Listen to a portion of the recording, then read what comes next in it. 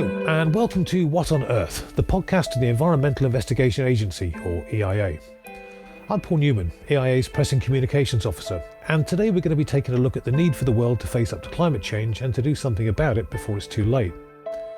Engulfed in the coronavirus crisis, it's been all too easy to take our eye off the ball and forget that the real and pressing threat of climate change is still very much with us, and that it's not going anywhere. In conversation today about the problem and what we can do about it are Fionnuala Walravens, our senior climate campaigner, and Tim Grabiel, a senior lawyer working on our climate and ocean campaigns. As well as looming and potentially irreversible climate change tipping points, which we're fast approaching, they'll be talking about the vital importance of action to tackle refrigerant hydrofluorocarbon greenhouse gases, or commonly known as HFCs, and they'll be asking whether we're really heading for catastrophe. Welcome both. Thanks, Paul. It's nice to be here. Finn, to get us started, could you briefly tell us what HFCs are, where they're found and why they're such a problem? Yeah, sure. HFCs are basically used as refrigerant gases in air conditioners and fridges. We often overlook how important cooling is in our lives. And I think, in fact, about 70% of the food in our supermarkets has actually been through the cool chain at some point. HFCs were actually introduced as a solution to the problem of the ozone layer, which we all know was caused by CFCs, which were eating up the ozone, creating a hole in the ozone layer, which was leading to skin cancer. So along came the F-gas producers with a lovely solution, and they said, here we have some HFCs that don't destroy the ozone layer, but they are very potent greenhouse gases, and they've set up a whole new set of problems for us. So basically, they're used in air conditioners and fridges. They can also be used in heat pumps, and actually certain governments actually give renewable heat incentives to actually encourage the uptake of heat pumps. So we're going to see demand for the type of equipment that uses HFCs rise a lot in the future. In fact, I think I saw a pretty eye-watering statistic the other day that the total number of air conditioning units on the planet is set to triple over the next 30 years.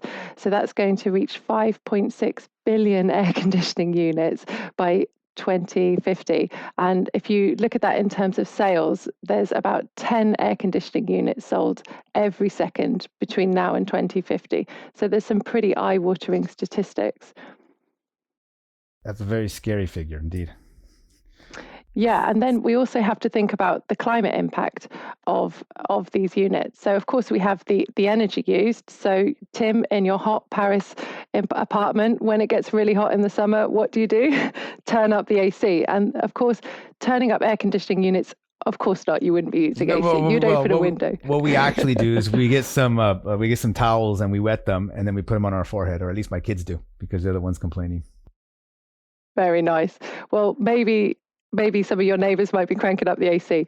And certainly what that will do is result in increased energy demand. So we have a climate footprint from the energy demand from the cooling equipment, unless, of course, the energy is renewable.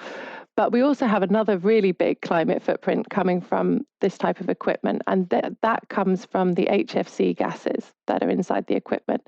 Now, these gases leak out in various different ways. They could leak out when the equipment is being serviced. Also, they leak out a lot at the end of life, so when you dispose of your equipment. Yes, in Europe, we have laws aimed at ensuring that equipment is recycled properly, but the sad reality is that just isn't happening.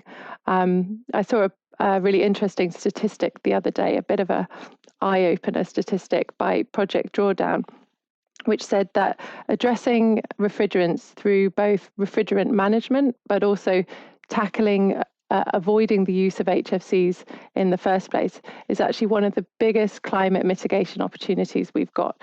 And it could save us a whopping 110 gigatons, that's billion tons of carbon dioxide equivalent between now and 2050. And that's over 3 times our annual greenhouse gas emissions.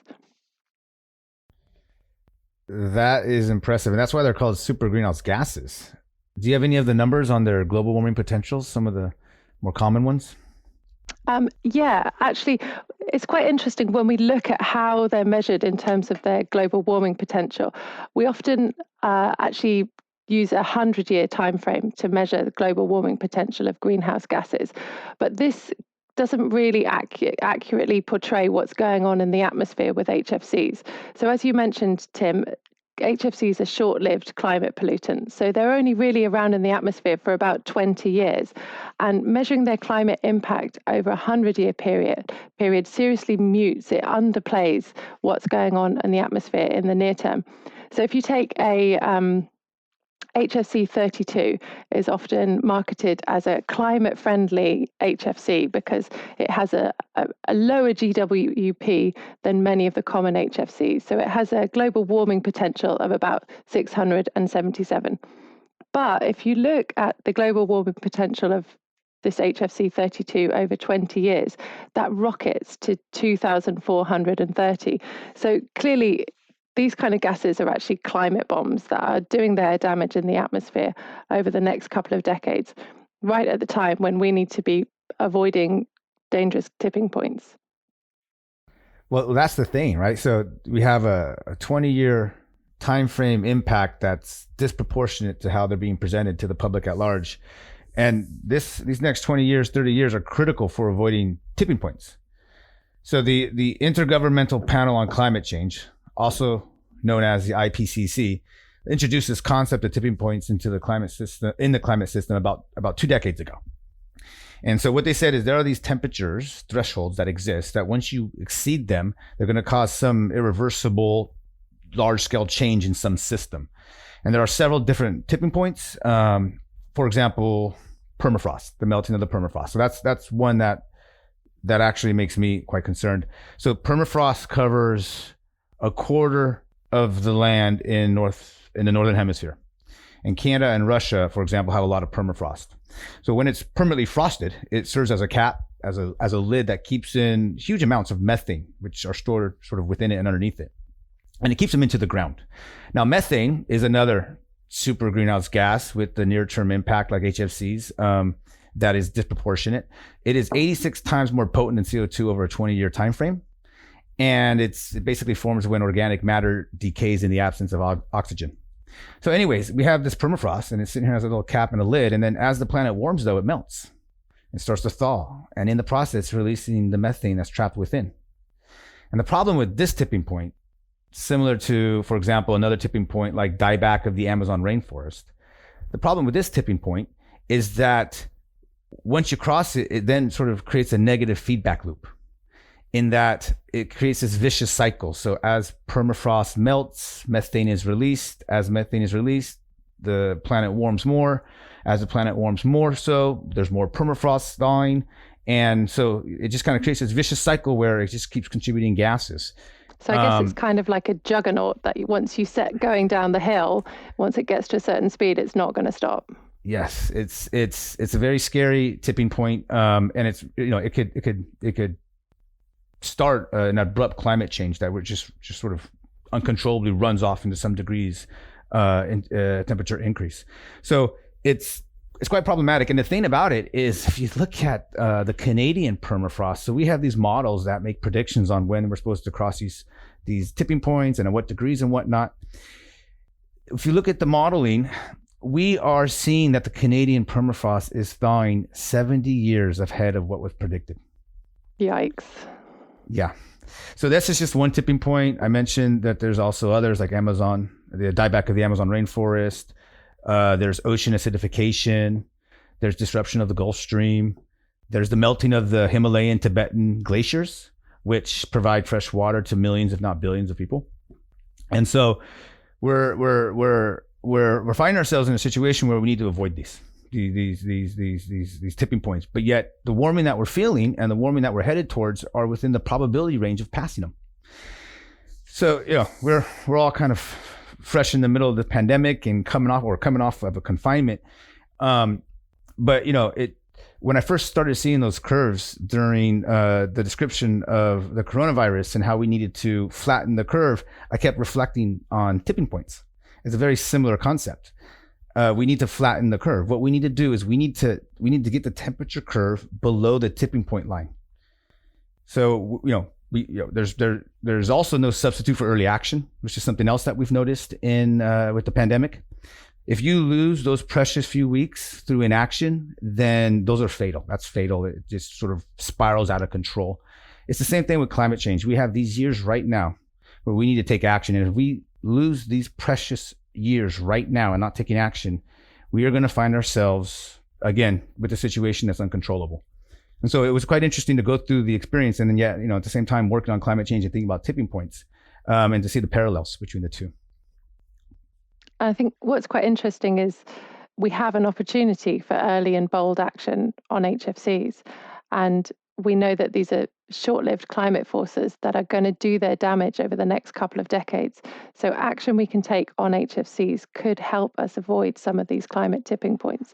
But of course, we have to think about what are the alternatives if we're not using HFCs. And I think, the first alternative has to be to ask, do we really need cooling? And I think your point, Tim, about saying when it's hot, why don't you just put a cold flannel on your face is a really good idea. We're avoiding the use of mechanized cooling. I think, though, the reality is that cooling is part of our lives, and we do need mechanized cooling. It helps avoid a lot of food waste, amongst other things. So what are those alternative refrigerants that we could be using? And we're seeing a lot of promise from a group of gases called natural refrigerants, which were actually used before the advent of CFCs. And common gases, common natural refrigerants include hydrocarbons, ammonia, and carbon dioxide. And yet carbon dioxide is a greenhouse gas. A lot of people say, how can CO2 be part of the solution? And I think the point is that they're actually used in very small amounts in these refrigeration units. So yes, it is a useful, climate-friendly refrigerant gas. Obviously, you do not want to be pumping out lots of CO2 into the atmosphere. As we know, this is a greenhouse gas as well. So yeah, clearly they're promising from a climate perspective, but natural refrigerants have had their challenges. They do require service technicians to be well trained, and they require respect, and they require a system change. People tend to prefer to stick with what they know. And the industry, the F-gas industry and all the products around it are very popular, and we have a status quo bias. We don't want to embrace something new. And I remember when I started working on this campaign about 12 years ago, we looked at the biggest source of HFC emissions in the UK and found that it was actually coming from supermarket refrigeration. And we actually found an eye-watering statistic that up to about 40% of a retailer's carbon footprint was coming from leaking HFCs. And that's even before the use of energy was accounted for. So doing what we do best, EIA shone a spotlight on it and called on retailers to stop using these HFCs. And then we set up an annual survey to actually monitor their progress. And I remember being in meetings with the CSR managers of the supermarkets, and they told me a long list of reasons why they simply couldn't use natural refrigerants. But it was really interesting. I think by shining a spotlight on the issue, we were able to get them to start investing in this alternative cooling technology. And actually very quickly, we saw them begin to really embrace the use of natural refrigerants to such an extent that I think over 30,000 supermarkets today are now using natural refrigerants. And actually by 2014, the use of natural refrigerants had grown so much that the EU adopted laws against the use of HFCs in supermarkets. So, and we even have a database called cooltechnologies.org, which gives details of all the different HFC-free refrigerants and technologies being used across the world. So I remember when I came to EIA, the chilling facts reports were already a thing that we were doing. And I remember running around on EIA's behalf in 2014 with all the information that we had created about the supermarkets, about the ones that were being leaders, about how it was feasible. And exactly that contributed to the ban that we saw that was adopted in 2014. There's a lot of good things that came out of that experience, out of the F-gas regulation experience. We did get some bans, we get some strengthening of a lot of measures. We did get an HFC phase down, which at the time was, beyond the imagination of the global community. They adopted it a few years later, but the EU went ahead and spearheaded efforts in that regard. But one of the things that I regret is that we didn't get a phase down schedule that was as ambitious, as stringent as it should have been. There was a lot of lobbyists around trying to argue about how we needed them. We couldn't make the transition in all these different sectors. And so what they did is they created a little bit too much space in the HFC phase down. And I feel like we've lost several years just on that missed opportunity. But we do have an opportunity next year in 2021 when the F-gas regulation gets revised as part of the European Union's renewed efforts to be more ambitious by 2030. We do have an opportunity to ratchet that down even further. And so that's something that we absolutely have to be involved in. It needs to be an absolute priority because, again, these are super pollutants. They have a near-term impact that's higher than other gases, and they're needed to bend the curve, to flatten the curve so we can avoid the tipping points. But we not only have that possibility at the European Union level, we also have it at the global level. So in 2016, we were all very busy with the adoption of the Kigali Amendment under the Montreal Protocol. So the Kigali Amendment took this notion that we're going to phase down HFCs, and it adopted it at the global level. And so there's different phase down schedules for developing and developed countries. Anyway, it got adopted in 2016. It came into effect in 2019. We now, with the passage of time, are starting to realize that it too has a phase down schedule that's too forgiving. So what it's going to do is it's going to eliminate the worst of the HFCs, but they're still the worst, and they're still the slightly less than worst, but not good. Yeah, so I was just going to say, I think actually developing countries don't actually begin to phase down HFCs till the end of the decade? Is that right, Tim? It depends on the grouping that they're in. So there are two groups for the developing countries. There's a group A and a group B, or group 1 and 2. And the first set of countries, which is the majority, start in 2024. The other countries start towards the end of the decade. It feels like we're kind of allowing an HFC in developing countries. To some extent, don't we want to try and ensure that developing countries get the cleanest technologies possible rather than get dumped with all the old HFC technologies that we don't want? That's exactly what we need to do. And the way that we can do that, one, is by sending a clear signal and not giving them so much opportunity to use HFCs. So absolutely, the schedule, I think, is a little forgiving. But also what we need to do is we need to daylight these technologies. And daylighting them means having a front runner like the European Union or the United Kingdom as well.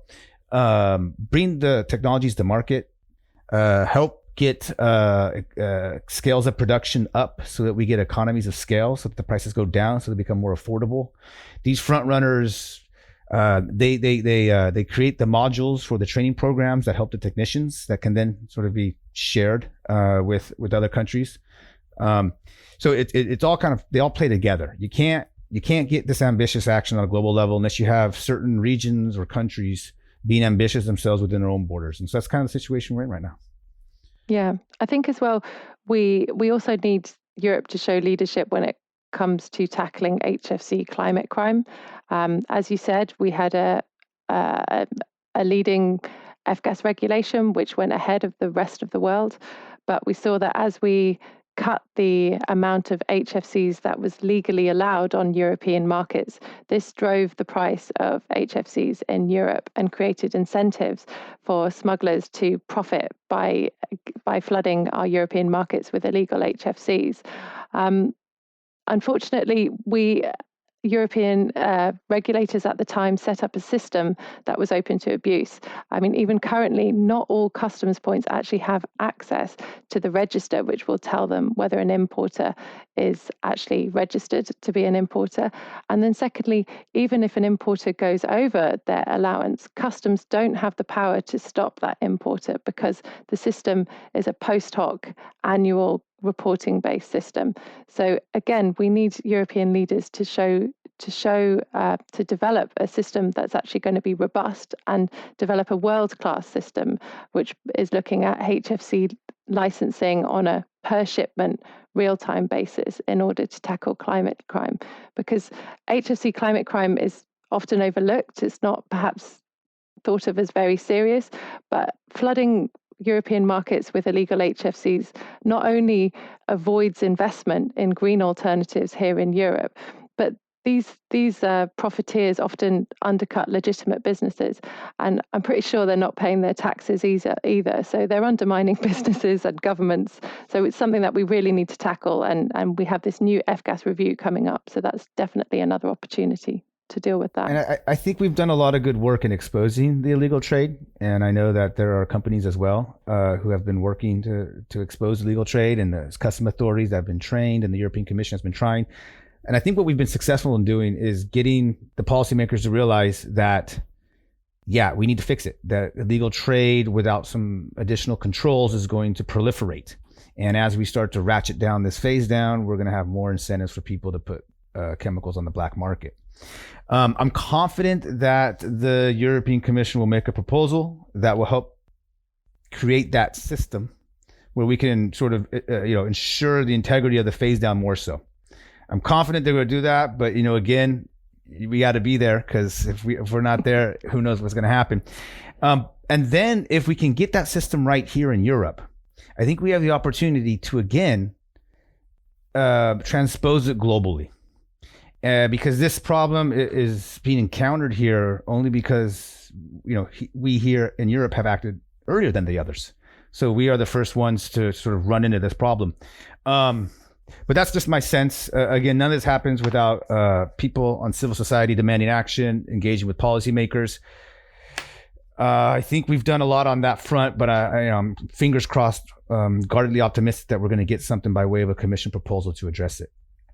Fingers crossed. Let's hope our leaders, European and global leaders, accept that they can undo the mistakes of the past by being bold this time around to help protect our planet's health and help avoid those dangerous climate tipping points you've been telling us about, Tim. Yeah, I like to reflect back sometimes on the arguments and the conversations we were having, because in certain ways the things that we were saying then are ever more relevant now. And it gives me that additional desire to go through and forcefully say and push through our vision, because we're at a point now where we can't lose any more time. We can't lose any more time. We had some things adopted earlier, almost a decade ago, that have done some good things, but not nearly enough. And as the science has developed, we've seen that it's so important that we get it right. And right now is the time to get it right. Yeah. Here's hoping. Okay, Finn, Tim, thank you very much for joining us today. If you've enjoyed this podcast, please watch this space for future episodes, and check out our website at eiainternational.org to find out more about our work. Thanks for joining us, and wherever you are, stay safe out there.